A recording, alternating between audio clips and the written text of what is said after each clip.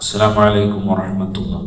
സയ്യിദുനാ റസൂലുള്ളാഹി സ്വല്ലല്ലാഹു അലൈഹി വസല്ലം തങ്ങൾ പറയുന്ന ഒരു വളരെ സ്വഹീഹായ എല്ലാ മുഹദ്ദിസീങ്ങളും ഉദ്ധരിക്കുന്ന ഒരു ഹദീസാണ്.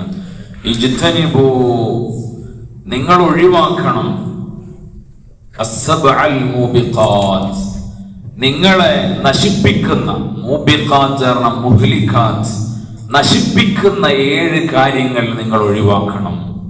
1, അശ്ശിർക്കു ബില്ലാഹി സുബ്ഹാനഹു വതആല, അല്ലാഹു സുബ്ഹാനഹു വതആലയിൽ പങ്കു ചേർക്കുക.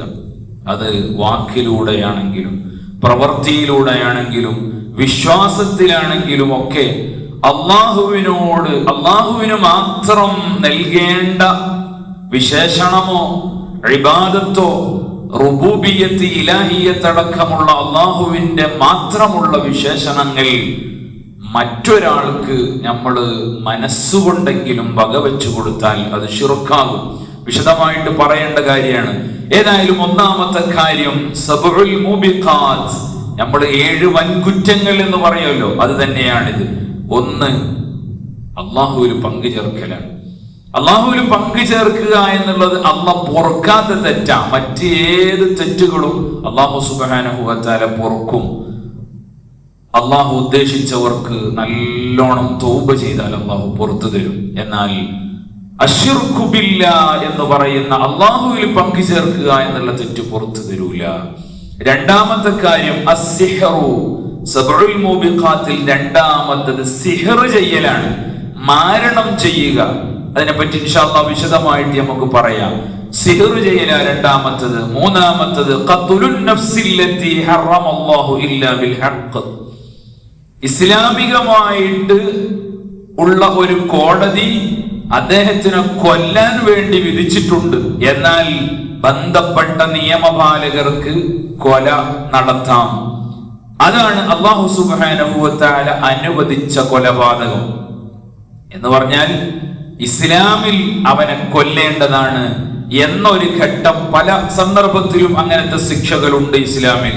അങ്ങനത്തെ ഒരാളെ അതിനോട് ബന്ധപ്പെട്ട, അതുമായി ബന്ധപ്പെട്ട ഏൽപ്പിക്കപ്പെട്ട ആളുകൾക്ക് കൊല നടത്താം എന്നല്ലാതെ മറ്റൊരു മനുഷ്യനെ, ഒരു ശരീരത്തിന്, അതൊരു മുസ്ലിമാണെങ്കിൽ പ്രത്യേകിച്ചും കൊലപാതകം നടത്തിയാൽ അത് ഏത് നിലക്ക്, വഞ്ചിച്ചു കൊല ചെയ്തതാണെങ്കിലും ശരി, വിഷം കൊടുത്തു കൊല ചെയ്തതാണെങ്കിലും ശരി, അത് കൊല മരിക്കാൻ വേണ്ടി പ്രേരിപ്പിച്ച് അതിനുള്ള പ്രോത്സാഹനം കൊടുത്തതാണെങ്കിലും ശരി, ഏത് നിലക്കെങ്കിലും ഒരു മരണത്തിന് നമ്മൾ കാരണക്കാരായിട്ടുണ്ടെങ്കിൽ അത് ഈ വൻകുറ്റത്തിൽപ്പെട്ടതാണെന്ന് സയ്യിദുനാ റസൂലുള്ളാഹി സ്വല്ലല്ലാഹു അലൈഹി വസല്ലം തങ്ങൾ പറയാണ്. നാലാമത്തത് അഖ്ലുൽ റിബ, പലിശ തിന്നുക. പലിശയായിട്ട് കിട്ടുന്ന കാശ് അതുപയോഗിച്ച് ഭക്ഷണം വാങ്ങുക, മക്കൾക്കും മറ്റുമൊക്കെ ഭക്ഷണം വാങ്ങുക, അതുപോലെ വസ്ത്രം വാങ്ങുക, ഇങ്ങനെ തുടങ്ങിയിട്ടുള്ള കാര്യങ്ങൾ അതൊക്കെ അഖ്ലുൽ റിബയുടെ പരിധിയിൽ വരുന്നു എന്ന് ഇമാമിങ്ങൾ വിശദീകരിക്കുന്നുണ്ട്. ഇന്ന് അതൊരു ട്രെൻഡായി, അല്ലെങ്കിൽ അതൊരു വിഷയമല്ലാതെ ആയി മാറിയ ഒരു കാലമാണ്.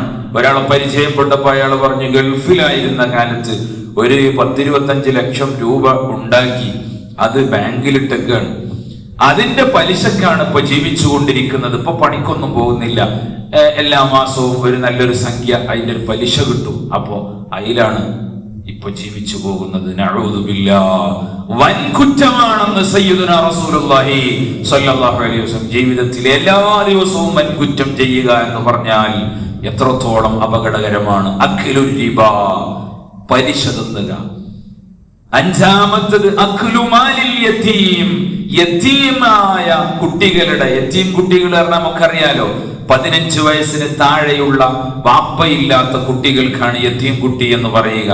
അവരുടെ സമ്പത്ത്, മറ്റു അവരുടെ കാര്യങ്ങൾ നോക്കുന്ന കുടുംബത്തിലുള്ളതോ അല്ലെങ്കിൽ മറ്റുള്ള പുറത്തുള്ളതോ ഒക്കെ ആയ ബന്ധുക്കളോ ഒക്കെ ആയ ആളുകൾ അത് ഓരോ സന്ദർഭത്തിലും അത് വല്ല, ഈ കുട്ടികൾ ചെറിയ കുട്ടികളാണല്ലോ, അതുകൊണ്ട് അത് കൊള്ളയടിച്ച് അത് ഭക്ഷിക്കുക, അത് ഭക്ഷണത്തിന് വേണ്ടി ഉപയോഗിക്കുക, ജീവിതത്തിന് വേണ്ടി ഉപയോഗിക്കുക, ഇത് വൻകുറ്റങ്ങളിൽപ്പെട്ടതാണ്.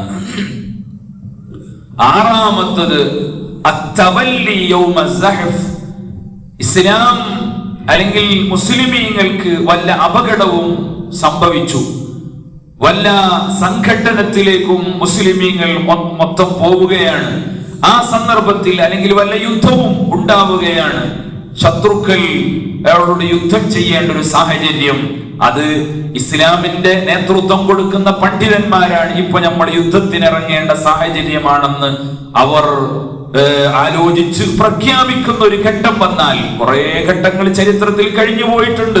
അതിൽപ്പെട്ടതാണ് ഉഹുദും ബദറും ഖന്തഖും തബൂക്കും, ഇങ്ങനെ പല യുദ്ധങ്ങളും കഴിഞ്ഞു പോയിട്ടുണ്ട്, നമുക്കറിയാം. ഇനിയും അങ്ങനെ ചിലപ്പോ വരാനുള്ള സാധ്യതകളും തള്ളിക്കളയാൻ പറ്റൂല. അതാത് കാലത്തുള്ള പണ്ഡിതന്മാർ അങ്ങനെ ഒരു ആഹ്വാനം നടത്തിയാൽ ആ യുദ്ധമുഖത്തുനിന്ന് പിന്തിരിഞ്ഞു പോകൽ അത് വൻകുറ്റത്തിൽപ്പെട്ടതാണ്.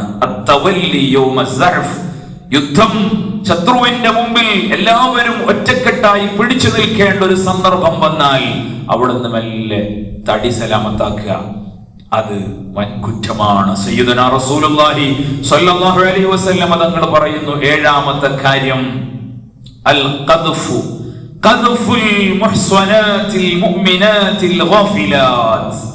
തെറ്റുകളെ പറ്റി ചിന്തിക്കാത്ത, തെറ്റുകളിലേക്ക് ആലോചിക്കുക പോലും ചെയ്യാത്ത നല്ല മുഅ്മിനീങ്ങളായ ചാരിത്ര്യമുള്ള സ്ത്രീകളെ പറ്റി, അത് പുരുഷന്മാരെ പറ്റിയാണെങ്കിലും അങ്ങനെ തന്നെ എന്നതിന്റെ വിശദീകരണത്തിൽ കാണാൻ കഴിയും.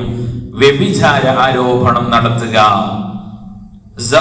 ഖദ്ഫ് എന്ന് പറഞ്ഞാൽ അതാണ് വ്യഭിചാരാരോപണം. അത് പുരുഷനെ കുറിച്ചാണെങ്കിലും സ്ത്രീയെ കുറിച്ചാണെങ്കിലും വ്യഭിചാരാരോപണം നടത്തുക. എന്തെങ്കിലും ഒരു സംശയാസ്പദമായ ഒരു സന്ദർഭത്തിൽ ഒരാളെ കണ്ടാൽ അയാളെ കുറിച്ച് നല്ലത് വിചാരിക്കണമെന്നാണ് നമ്മൾ മുമ്പ് പറഞ്ഞത്. എന്നാൽ നേരെ മറിച്ച് വ്യഭിചാരം ആരോപിക്കുക, അവരെ പണി എന്താന്ന് നമുക്കറിയാം എന്ന് പറഞ്ഞിട്ട് പെണ്ണിനെ കുറിച്ചോ ആണിനെ കുറിച്ചോ വ്യഭിചാരം ആരോപിക്കുക. വ്യഭിചാരം ആരോപിക്കൽ ആകൽ എപ്പോഴാണ്? 4 ആളുകൾ കൃത്യമായി ഈ വിഷയം വ്യഭിചരിക്കുന്നത് കണ്ണുകൊണ്ട് കാണണം, എന്നാൽ മാത്രമേ അത് കൃത്യമായ ആരോപണമല്ലാതായി മാറുകയുള്ളൂ. അല്ലാത്ത കാലത്തോളം അത് ആരോപണമാണ്, ആരോപണം വൻകുറ്റവുമാണ്. ഇങ്ങനെ വളരെ പ്രധാനപ്പെട്ട 7 വൻകുറ്റങ്ങൾ നബി സല്ലല്ലാഹു അലൈഹി വസല്ലം തങ്ങൾ പരിചയപ്പെടുത്തുന്നുണ്ട്. ഓരോന്നും വിശദമായിട്ട് പേജുകൾ, നീണ്ട വിശദീകരണങ്ങൾ ഇമാമിയങ്ങൾ നടത്തിയിട്ടുണ്ട്. അതിന്റെ ഒക്കെ മർമ്മം നമ്മൾ ഈ പ്രധാനപ്പെട്ട കാര്യം നമ്മൾ മനസ്സിലാക്കണം. നമ്മുടെ ജീവിതത്തിൽ ഈ സംഗതികൾ ഒന്നും ഇല്ലാതെ നമ്മൾ സൂക്ഷിക്കണം. അല്ലാഹു സുബ്ഹാനഹു വ തആല ഈ വെള്ളിയാഴ്ചയുടെ ബറക്കത്ത് കൊണ്ട് നമുക്ക് തൗഫീഖ് നൽകുമാറാവട്ടെ. ഈ തെറ്റുകളിൽ നിന്ന് മാറി നിൽക്കാൻ, മറ്റു എല്ലാ തെറ്റുകളിൽ നിന്നും മാറി നിൽക്കാനുള്ള തൗഫീഖ് അല്ലാഹു നമുക്ക് എല്ലാവർക്കും നൽകി അനുഗ്രഹിക്കുമാറാവട്ടെ.